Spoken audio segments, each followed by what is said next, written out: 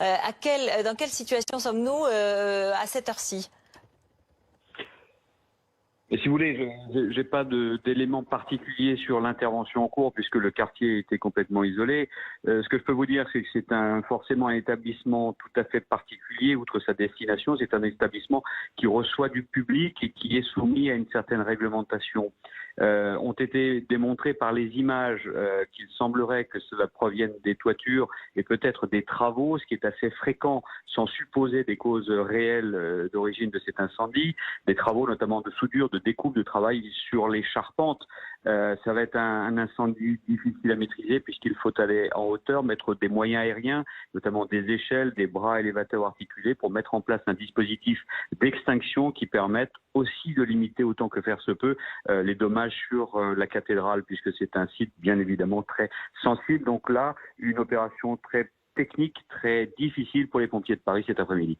Oui, effectivement, on est en train de voir la toiture en partie ravagée par les flammes à cette heure-ci.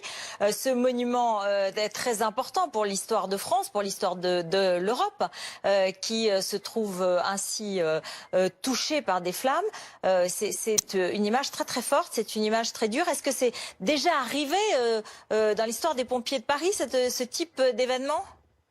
Alors, pas typiquement de mémoire à Notre-Dame de Paris, mais des feux de charpente, comme on peut le voir là, c'est bien évidemment connu. Ce sont des feux qui sont difficiles à maîtriser puisqu'ils vont dans le cœur du bois et on a ce qu'on appelle une conduction de l'incendie à l'intérieur du matériau, du bois. Donc, il va falloir être aussi très vigilant une fois que la phase d'extinction la plus importante sera conduite, c'est d'être très vigilant sur des départs de feu et du transfert de cet incendie à l'intérieur des poutres de bois et de la charpente. Donc il va falloir rester de longues heures, voire des jours, pour s'assurer qu'il n'y ait pas de reprise de feu et en même temps protéger l'installation. Donc c'est un vrai travail. Il y a un plan particulier que les Français ou les Parisiens ne connaissent pas, mais qui est typique à la cathédrale de Paris pour la protection incendie justement de cet ouvrage qui regroupe quand même des particularités qui font que c'est certes un établissement recevant du public, mais avec une normalisation toute particulière puisque on ne peut pas le classer comme